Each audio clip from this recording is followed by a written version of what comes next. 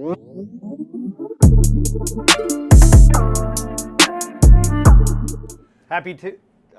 it's not Damn Tuesday. it. We're shooting this on Tuesday, but happy Wednesday, Happy Wednesday. for when this comes out, guys. Slept great last night. Morning Wednesday workout was great. Yep. Man, the weather today on Wednesday is amazing. Back for another coffee chat in our new studio with some professional lighting now. We'll see how this Kind of turns big out. time now. Yeah, no big deal. But what we're going to talk about today is Patellofemoral Pain Syndrome, which means... Patello, right? Not patellar. Did I say patello? I think it is patello. Yeah. Patellofemoral It's patello. Pain Syndrome. Which is a fancy way of saying my knee hurts. That's the scientific... Sounds way cooler though, doesn't it? Made me sound a lot smarter until you questioned totally. if I was saying it right. But when you get a diagnosis like that, what that means is your knee hurts and I don't know why it's doing it. So It's a big Latin term for that. right, so this is a very common thing that is seen in the musculoskeletal world. I'm sure a lot of you have dealt with knee pain at some point in your lives, or you're currently dealing with it. You can get that with like running population will have it. Runner's knee is slightly different, but also a very broad term. You could have older population having it Yep. for unknown reasons, and a lot of times the diagnosis you'll get is patellofemoral pain syndrome. Nailed it. So first off, the name basically comes from the patella is fancy talk for kneecap. Femoral is fancy talk for the thigh bone. And patellofemoral pain syndrome is when those two joints, where they kind of come together, are producing pain. Basically what that means is like you're getting pain in the front of your knee. Yep. That could be from the actual patella tendon, which goes from the kneecap down to the top of your shin bone.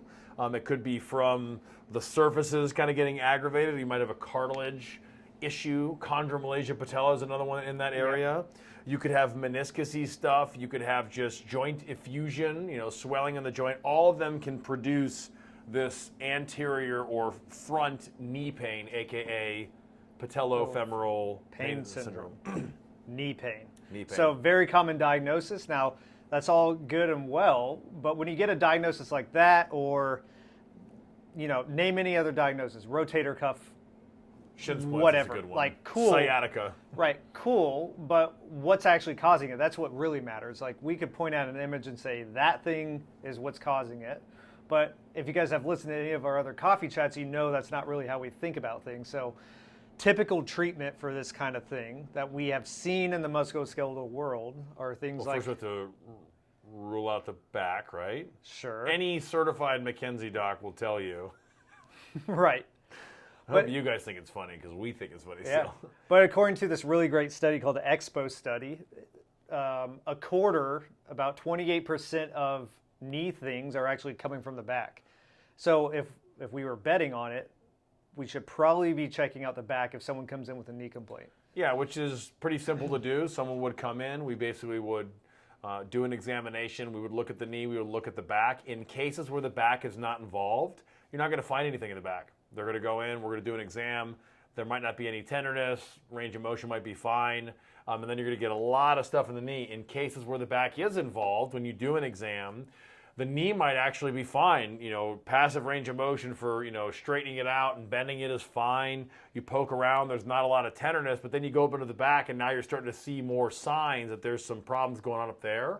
Mm-hmm. In those cases, we're going to use the McKenzie evaluation that we've talked about before to treat the back and then to see how the knee responds. That's basically the nuts and bolts of how do we actually just rule out the back very, very quickly, which we're going to do on nearly 100% of patients that walk in the door. Right. Now, like he said, maybe it's not the back. Maybe it is actually the knee, and that's when we get more into our functional approach of looking at, well, how does this whole kinematic sequence of the leg respond to different stresses we put on? How does the hip move? How does the foot stabilize on the ground? These are all things that we need to look at because for the most part, the knee's a pretty stupid joint. It does, for the most part, this motion. Yeah. Yes, it rotates a little bit, but the hip and the foot are very important in managing knee issues. Yeah, let's unpack what Brad was. So when he said functional and then he said big words, kinematic chain, basically what we're talking about or what he's talking about when he says that is the the interconnectedness of one joint to others. So you might have problems going on in your hip that because the hip bone's connected to the knee bone, the hip problems actually can produce knee symptoms. Same thing with the foot. You can have foot problems that are resulting in knee symptoms. And that's what he's talking about when he says the kinematic chain, or he's talking about, the functional approach. So we're not just looking for some anatomy that's abnormal in the knee, as often happens, and then say, oh, well, you've got arthritis in your knee, so that's where it's coming from. We're going to look at the entire, function of the leg and the hip and the torso, all the way up the chain maybe, and see where is there any sort of problems that might be resulting in the knee. Now, he said the knee basically does this. It's essentially a hinge joint. It can move a little bit in the other directions, but for the most part, it does this really, really well. Because it doesn't move well in those other planes, its ability to compensate around dysfunction in the hip or dysfunction in the foot is very, very poor.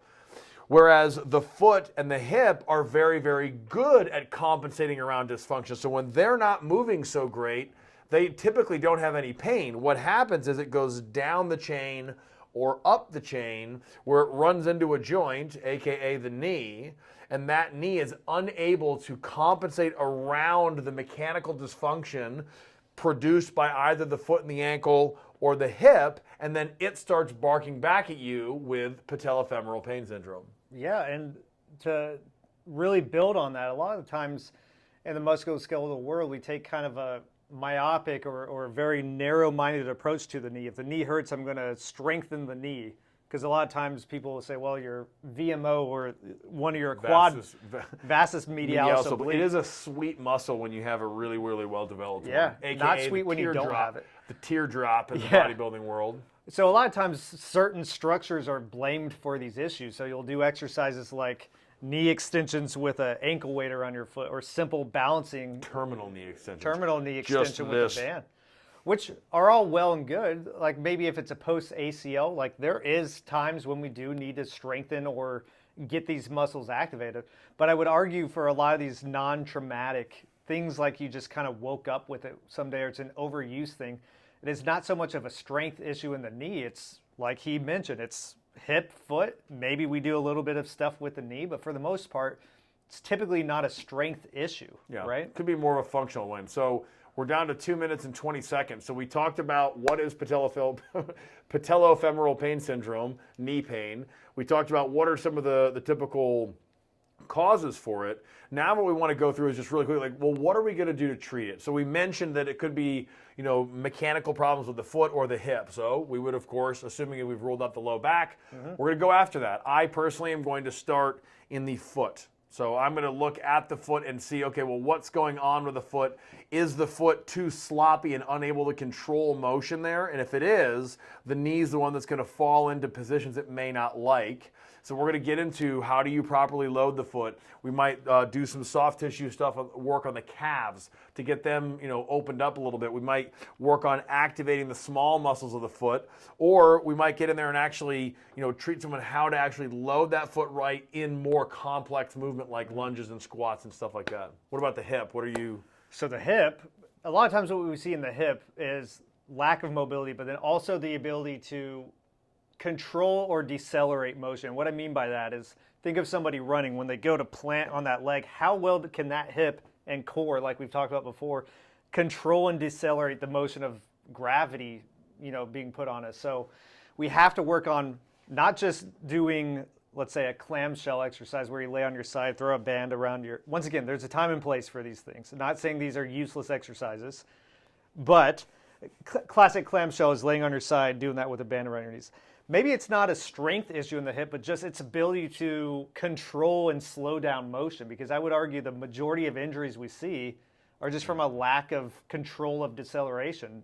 Gravity takes over or just momentum takes control, and just we lose the ability to stabilize these joints in the right way. So it's not so much a strength issue, it's a timing and control issue. Yeah, and then real quickly in the last 19 seconds, he was just talking about, kinetic energy and controlling and momentum and all that kind of stuff, that leads to the other major thing that we'd have to work on, which is the form of the athlete that walks in the door. That athlete could be someone that's just walking up and down stairs. It could be lifting technique or oftentimes running technique. So patellofemoral pain syndrome, nailed it, is basically fancy talk for pain in the front of your knee.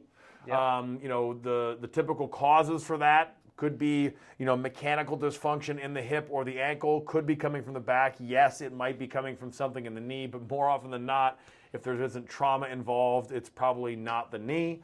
And then how would we treat it? We would work on the foot, improving the foot and the ankle. We would work on improving the control of the hip, and we might actually work on the technique of whatever movement is producing your symptoms. Yeah, so that long list he just gave you should speak volumes in terms of if you get that diagnosis of patellofemoral pain syndrome, well, cool. There's so much more to it than just a name. Yep. So if you guys have any questions or are experiencing this yourself, make sure you reach out to us. There's a really smart guy coming into town this Thursday, tomorrow. Because today is Wednesday. Today is definitely Wednesday. 5:30 at the Spring Hill Suites over in Bridge Park. Dr. Bo Baird from Alabama will be in town talking about movement, and he's big on lower extremity and running mechanics. So if you guys want to check that out, be sure to join us at 5:30 over there. We'd love to have you there. We're trying to get these off the ground to get some good community knowledge coming in. We're super excited to get Dr. Beard to come in. So hopefully we'll see you guys tomorrow at the Spring Hill Suites, where Bo's going to talk about the importance of movement for achieving sort of a high quality pain-free life. Perfect. See you guys next week.